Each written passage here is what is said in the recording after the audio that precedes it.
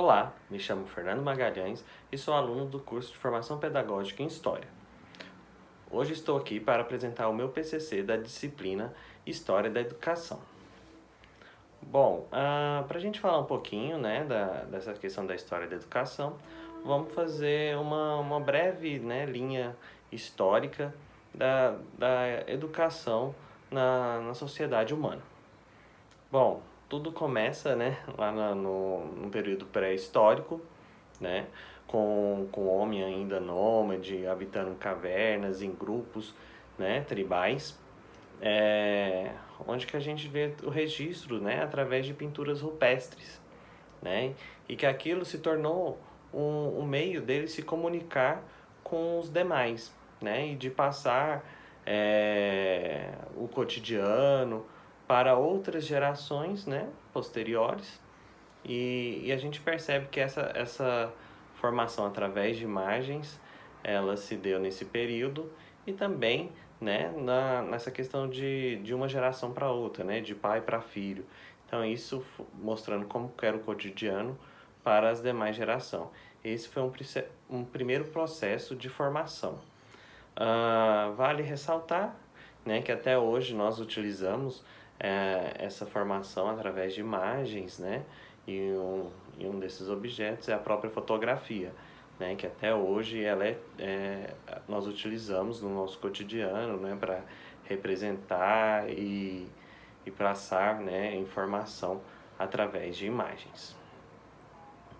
Então, o que a gente percebe que essas sociedades tribais, elas focavam muito nessa tradição da oralidade, né? Depois que veio essa questão da expressão oral, na transmissão do conhecimento de pai para filhos, né? Ainda não tinha uma tanta preocupação com regras morais da sociedade, e sim essa tradição mesmo de pai para filho.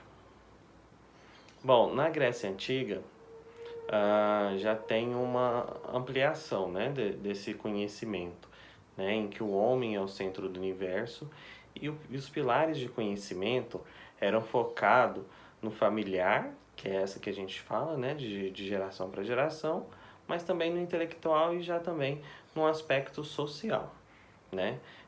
Já eram discutidos estudos mais aprofundados sobre corpo e espírito e também uma questão do debate intelectual. Nesse período é criada a filosofia, né? E em que o conhecimento vai para além do corpo, né? E onde começa essa discussão dos debates sobre a vida, sobre a morte, sobre o trabalho, né? Então é algo que vai além do corpo, né? Aí que nós temos os grandes pensadores, né? Como Sócrates, Platão, que vai discutir toda essa sociedade, né? E essa filosofia. Ah, Podemos destacar aí também um processo de formação espartano, né? A formação de soldados. Isso também é um exemplo nessa sociedade grega. Posterior, nós temos a Idade Média, que já tem uma ruptura desse homem como centro do universo e sim colocando Deus como centro do universo. Então dá uma característica completamente diferente para a sociedade, principalmente a ocidental, focada ali na Europa. O que a gente percebe que a igreja ganha um papel extremamente importante e que todo o processo educacional, de formação de seres humanos, ele é focado na igreja. E através desses dogmas que eram impostos pela igreja, que a sociedade vai se estruturar durante a Idade Média. Vale destacar que essa era voltada muito para o clero, né? A formação do clero, que era essa formação religiosa. Não era uma educação aberta para todos.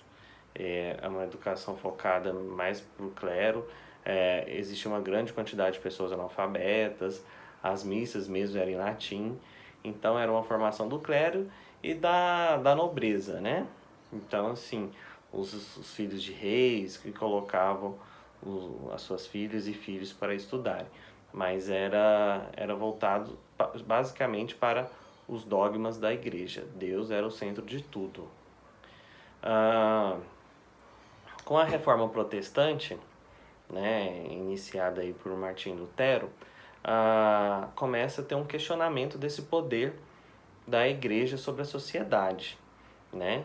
Porque Lutero, né, já traz novos princípios, falando que a Bíblia mesmo tinha que ser lida por todas, né? Antigamente a Bíblia era só escrita em latim e ele propõe uma tradução da Bíblia para que seja acessível a outras línguas, e começa o enfraquecimento da igreja como o centro de tudo, né?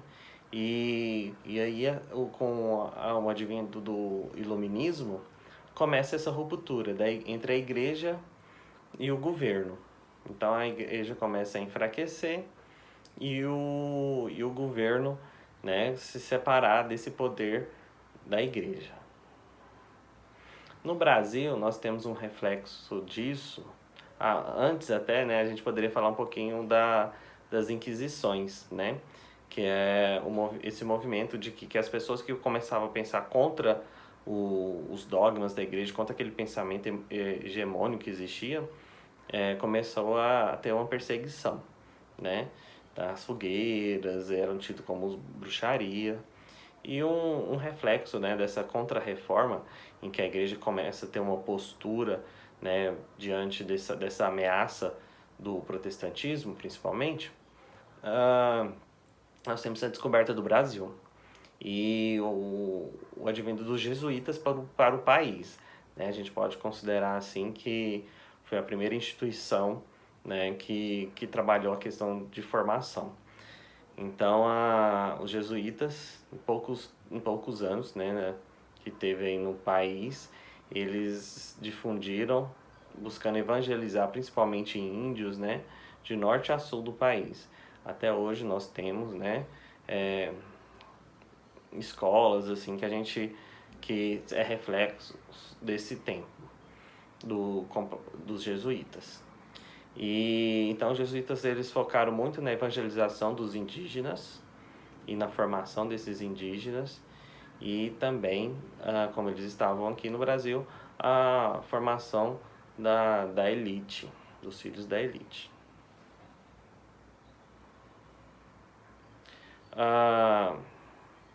O Brasil não teve, no Brasil, né, não se teve uma grande evolução durante muitos anos, né, no período colonial.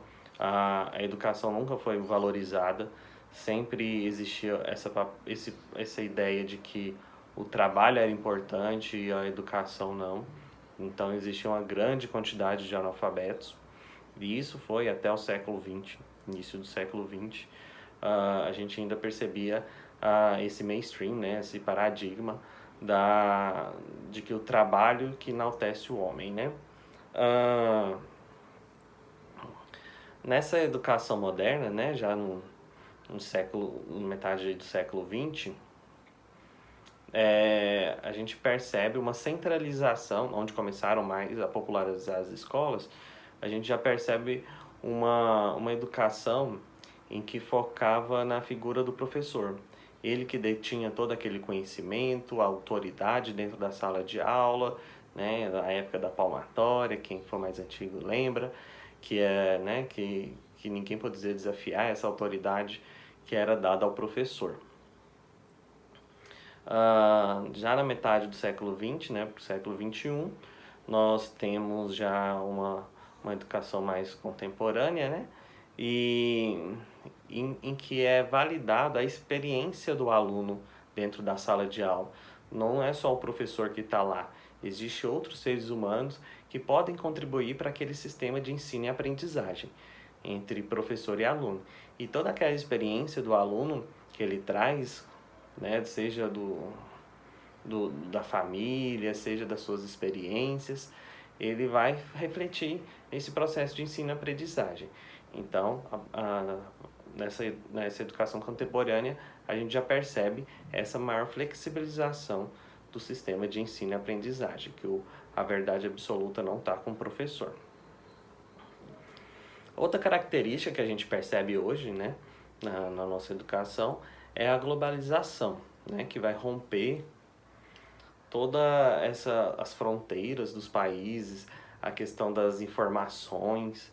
Então, a gente percebe que, que a globalização ela vai bombardear de informação e que ainda hoje nós estamos nos acostumando, né, a essas informações, a internet que trouxe toda uma dinamização no processo de ensino e aprendizagem e a tecnologia de maneira geral, né? Hoje nós percebemos que o ensino à distância chegou para realmente ter o seu espaço e com a pandemia, né, a gente percebe que quase não teve aula presencial, muitos foram ensino à distância. Lógico que ainda tem questões sociais que limitam essa questão do ensino à distância, né? Então as pessoas muitas vezes não têm condição, não têm uma internet para poder ter todo esse acesso, né, que o mundo contemporâneo nos traz. Então isso são os desafios da globalização, desafios da educação contemporânea que o nosso sistema educacional ainda tem que enfrentar. Ah, falando um pouquinho mais agora sobre as duas escolas que eu peguei para darem uma análise, a gente vai trabalhar com a educação religiosa e com a educação militar. Apesar de serem distintas, a gente consegue perceber alguns detalhes em comum. Que o primeiro que a gente percebe assim é que além do ensino acadêmico, curricular, tanto a escola religiosa quanto a escola militar, eles se preocupam na formação da pessoa, né? Lógico que um focado mais no civismo e outro focado mais na fé, na espiritualidade. Bom, no religioso, né, nós que estamos no país basicamente cristão, os conteúdos, né, são muito embasados no conhecimento bíblico e na ética. O currículo, né, dessa escola ela é norteado por essa característica da Bíblia mesmo, da espiritualidade. Então eles têm que tem que levar o conhecimento pessoal, mas procuram também uma formação do ser humano com esse caráter cristão, né? E ele destaca essa característica, né, do ser humano ser um ser relacional, que ele tem que estar se conectado ao seu Criador, né? Então ele vai ter essa questão da tolerância perante a Deus, perante os desafios, né? Buscar essa referência familiar, todos são conceitos dentro da Bíblia, né, que traz para essa proposta pedagógica dessa escola. Na escola militar, já existe essa preocupação de transformar a pessoa num cidadão, né? Então, o civismo é uma base muito forte para a orientação dessa proposta pedagógica. E eles também trabalham muito a questão da hierarquia, do condicionamento físico, da disciplina e do patriotismo. Como eu coloquei aí, né? Essa questão do civismo ela é muito ligada a esse conceito do patriotismo. Então, inclusive, na proposta pedagógica, eles colocam essa questão da oferta, né, de esportes para o condicionamento físico, ministram aulas de cidadania, né, buscando esse resgate do civismo. Então, o que a gente percebe, né, mesmo que não existe nenhuma cobrança para eles tornarem militares, mas todo esse processo, né, de hierarquia, de disciplina, de condicionamento físico e patriotismo, são princípios, né, da vida militar. Então, a gente percebe também que existe uma tendência na formação para o militarismo. Bom, o que a gente percebe assim, né, que tanto a educação religiosa quanto a educação militar, elas são diferentes, mas cada um tem suas singularidades, mas que eles vão além dessa formação curricular, né, da formação acadêmica. Eles procuram trabalhar a formação da pessoa, né, um pela espiritualidade e o outro pelo civismo. Então, e a gente percebe, né, que a proposta pedagógica de cada escola, né, é realmente de dar uma autonomia, né, para trabalhar suas questões pedagógicas, além da questão curricular, né? Então, esse é o meu trabalho e espero que tenham gostado. Um abraço a todos.